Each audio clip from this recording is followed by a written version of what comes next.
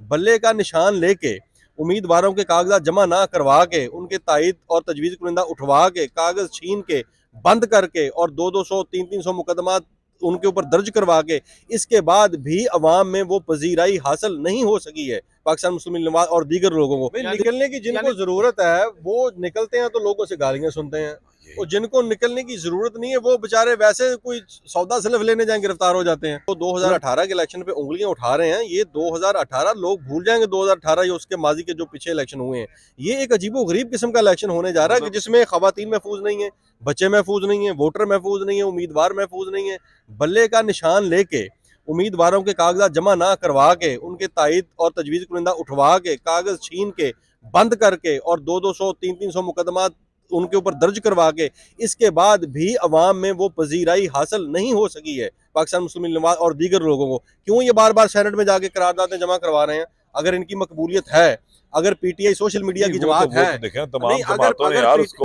तमाम जमातें छोड़ दें, अगर इनकी मकबूलियत है, अगर पाकिस्तान तहरीक इंसाफ से टिकटॉक की हद तक महदूद है तो फिर आ जाए ना, फिर करारदाद क्यों सेनेट में लेकर? फिर 8 तारीख को पता लग जाएगा यार। 8 तारीख को जो पता लगना वो तो गांव में चलाने वाले गधा रेडी चलाने वाले को भी पता क्या होना है, सबको पता क्या होना। बिल्कुल बिल्कुल। राणा साहब मेरा आपसे ये सवाल है, पीटीआई टूट चुकी है, बिखर चुकी है, बल्ले का निशान वापस ले लिया है, तमाम चीजें जो वो करना चाहते थे, जो लेवल प्लेइंग फील्ड बनाना चाह रहे थे, वो बन गई है। अब आपकी नज़र में पीटीआई 8 फरवरी को कितनी सीटें निकालेगी? पंजाब से, कौमी असम्बली से, सिंध से, बलोचिस्तान से कितनी नशिस्तें आप देख रहे हैं वो निकालेंगे? देखें जी, ये जो इनका सवाल है ये बिल्कुल डायरेक्ट रिलाई करता है इलेक्शन की फेयरनेस के ऊपर और उसकी क्रेडिबिलिटी के ऊपर। अब क्रेडिबिलिटी का तो यही आलम है कि जो इलेक्शन कमीशन ऑफ पाकिस्तान जो सिंबल होता है क्रेडिबिलिटी का, वो एक तरफ जो है इमरान खान के खिलाफ केस लड़ रहा है, मतलब तारीख में ऐसा कोई वाकया नहीं हुआ, वो केस लड़ रहा है, और दूसरी तरफ तौहीन अदालत तो तौहीन इलेक्शन कमीशन का केस वो खुद भी सुन रहा है। जब क्रेडिबिलिटी लूज कर चुका हो अपना टॉप अदारा जिसने फेयरनेस की गारंटी दी है, तो उसकी छतरी के नीचे क्या हो सकता क्या नहीं हो सकता ये तो सबको इल्म है। मैं समझता हूँ कि अगर अब भी कोई जुडिशरी या कोई ऐसा बड़ा इदारा इन्वॉल्व होता है और कोई फेयरनेस का कोई मयार तय होता है, जो कि अब नामुमकिन है, अगर होता है तो मैं ये समझता हूं कि पीटीआई जो है इस वक्त जिस पोजीशन पे खड़ी है, अगर इस पोजीशन के ऊपर भी उनको फेयर ग्राउंड मिलता है तो मेरा ख्याल है कि ये अजीबो गरीब किस्म का रिजल्ट होगा पाकिस्तान की तारीख का।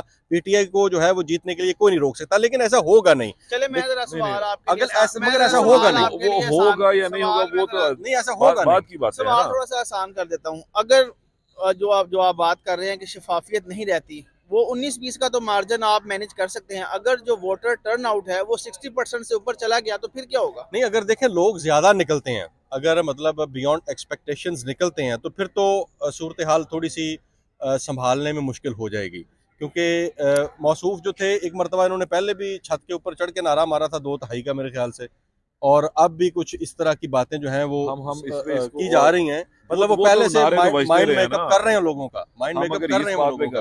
फिर उस वक्त इन हालात में कितनी सीटें निकलती हैं? देखें जी, सीटों का तो ये बताना, असेंबली में आ जाएंगी 100 सीटें पाकिस्तान तहरीक इंसाफ की, नहीं जी मेरा नहीं ख्याल कि पंजाब असेंबली में कितनी, पंजाब असेंबली में और नेशनल असेंबली में इतना बड़ा शायद चंक ना हो, क्योंकि ये चंक तो बेसिकली रोकने की कोशिश है कि किसी तरीके से कोई बंदा भी आगे ना बढ़ पाए। और हो गया, वो निकल गई बात। अब भी इन हालात को देखते हुए यही सवाल है हमारा कि इन हालात को देखते हुए यार कुछ ना कुछ तो मिलना है ना, हालात बात करें वो छोड़ दें। हालात को देखते हुए मेरा ख्याल है कि अच्छी खासी सीटें जो हैं वो नेशनल असेंबली में पाकिस्तान तहरीक इंसाफ निकालेगी और पंजाब में भी निकालेगी, लेकिन ये सारे पिछली दफा इनकी को 140 सीटें थी, ऐसा ही है 140 सीटें थी और 120 थी, इसके साथ नून लीग बैठी हुई थी। मैं ये समझता हूँ कि राणा साहब के सवाल का जवाब मैं ही दे देता हूँ कि मुझे लगता है कि केपी में तो पीटीआई का कोई मुकाबला नहीं है, वहाँ पे तो भी नहीं है कहीं, लेकिन केपी में इस हद तक है कि उनको वहाँ पे थोड़ी सी फील्ड मिल रही है, वो ग्राउंड में जाकर काम कर रहे हैं, चीजें कर रहे हैं। पंजाब में आप लाहौर में देखें, आज के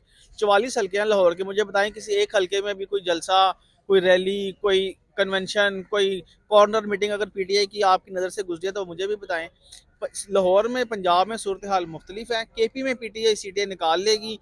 अगर यही सूरत हाल बरकरार रही तो पंजाब में मैं नहीं समझता कि कोई बहुत बड़ा कोई अपसेट कर पाएगी पीटीआई। तो फिर इसका मतलब तो फिर पंजाब से तो नून लीग को अच्छी खासी मिल जाएगी, उनका वज़ीर आला होगा। देखें, कल फयाजुल हसन चौहान ने एक बयान दिया है कि बहुत से आज़ाद उम्मीदवार इलेक्शन जीतेंगे और वो इस्तेहकाम पाकिस्तान में शामिल होंगे और वो हुकूमत बनाएंगे। बिलावल भी यही कह रहे हैं। तो अब सारा जो रिलाई कर रहे हैं ना वो PTI के आज़ाद उम्मीदवारों पर, यानी कि अगर आपने इलेक्शन जीतना भी है, हुकूमत बनानी भी है, तो वो भी PTI के आज़ाद उम्मीदवारों पर रिलाई किया इस जा तरह रहा हो सकता है? खैर पाकिस्तानी तारीख में ऐसा तो नहीं हुआ कि ये आज़ाद इतनी तादाद में जीत जाए, ये अपना ही को बना लें वजीर आला। नहीं नहीं, ऐसे तो मुमकिन नहीं है ना। तो इतने आज़ाद वो जीतने देंगे जो आज़ाद ख्याल लोग हैं। पीछे एक दफा जहाज के अंदर कुछ 40 के करीब बंदे भर के वो हर जहाज में हुआ है। वो हर हुकूमत ही पहले करती इतने है। नहीं थे होते, क्यों नहीं वो हर हुकूमत ही करती है। ये कोई बड़ी बात नहीं है। हुकूमतें बनाने के लिए, तोड़ने के लिए ही तो पाकिस्तान बना हुआ है, और हमें काम तो है कोई नहीं है।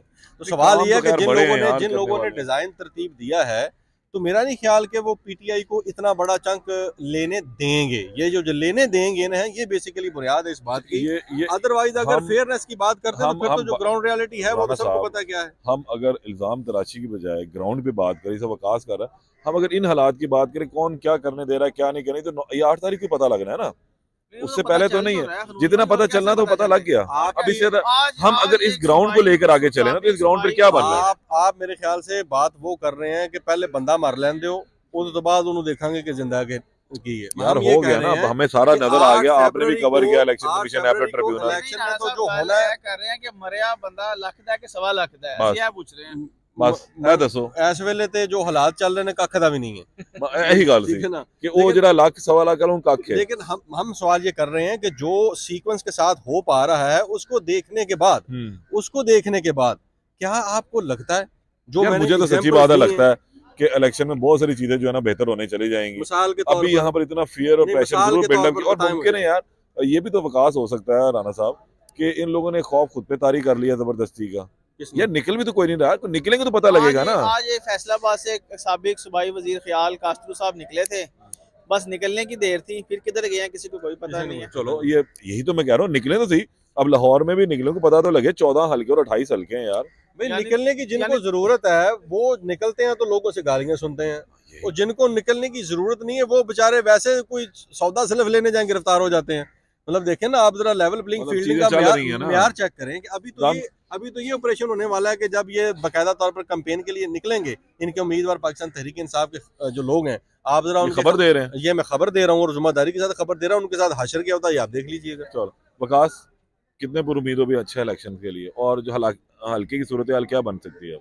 देखिए इलेक्शन तो अब भी ना कराएंगे तो कब कराएंगे? अब सारा कुछ तो कर लिया। अगर अब भी कोई कहे कि शायद इलेक्शन ना हो तो फिर इससे अच्छा मौका नहीं मिलना उनको, जिन्ना दी गल हो गई है। तो मेरा ख्याल है कि इलेक्शन हो गई है। अच्छा, मैं यहाँ पर एक और अपने जो देखने वाले उनको ये बता दें हम लोग कि आने वाले 1 से 2 दिन के अंदर हम एक अच्छी चीज़ डिज़ाइन करें। वो ये है कि लाहौर के जो 14 कौमी असम्बली के हल्के हैं और 30 के करीब सूबाई असम्बली के हल्के हैं, हम उसका तमाम डाटा जो है यहाँ से शेयर किया करेंगे और बताएंगे किस हल्के के अंदर क्या मसाइल थे, कितने वोटर्स मर्द हैं, कितने उधर ख़वातीन वोटर्स हैं, कितने पोलिंग स्टेशन बने हैं।